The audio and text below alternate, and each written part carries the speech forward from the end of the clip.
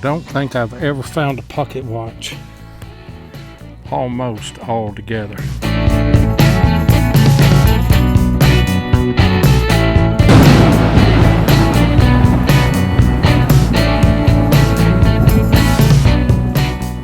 Driving up an old Kentucky back road trying to get to the top of the ridge here where I have located an old house off of the 1929 topographical map. Now I've hunted portions of this old house site before. I'm just going to go back with the Equinox and work the rest of it real slow and see if I can pull anything else out. These old house sites here in Kentucky don't produce a lot of coins, but they do have some interesting relics every now and then, so I'm going to hit this again with the Equinox and see what else that I can pull out. So hope you enjoy the video this week. I'm out on a ridge here in Kentucky. I've hunted part of this before. I've got a flat button. You can see the shank on the back right there. I've never seen one like this. It says Gilt Edge.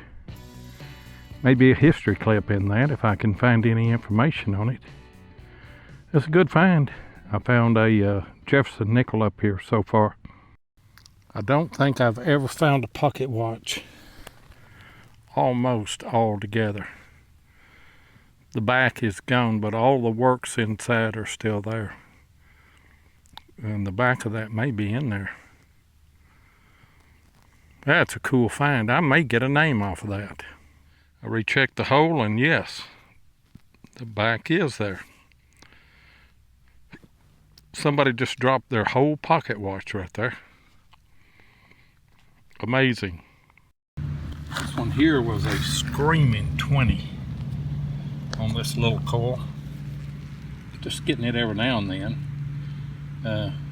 But I had to hone in on it. It's a 2-hole sewing button, and that thing was pretty deep right there. I would say it's at least 6 inches. That's a good find. Find these around these old house sites.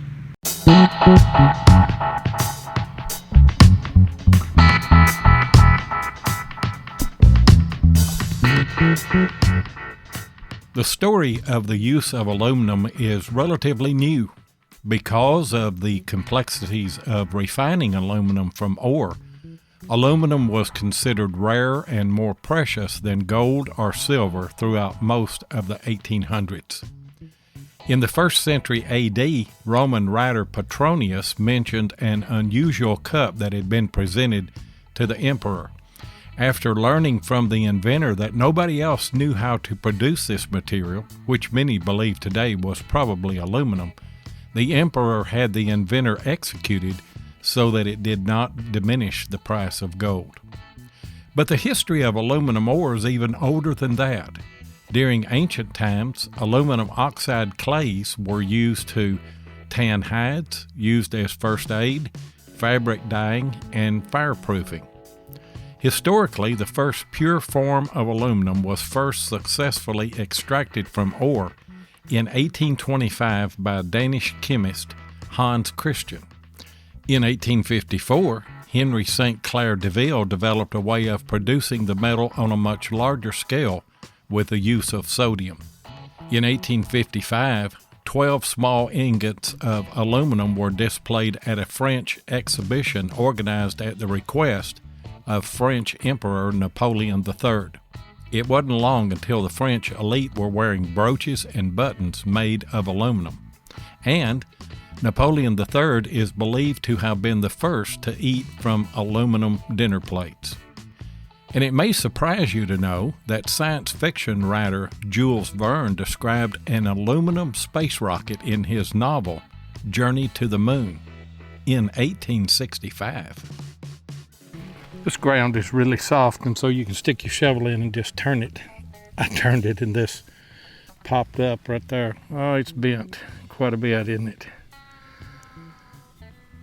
That's okay. I straighten that out a little bit. Hopefully I get a back mark off of it and maybe see a date on that. I know this house was on the 1929 map. Well, we know there were kids here at this old house at one time. Part of a Old cap gun, toy gun handle. I like finding those. Well, you can see it there. I got an accidental find. It's gonna be a marble. Oh, it's broke. Sure is broke. That's an old marble though.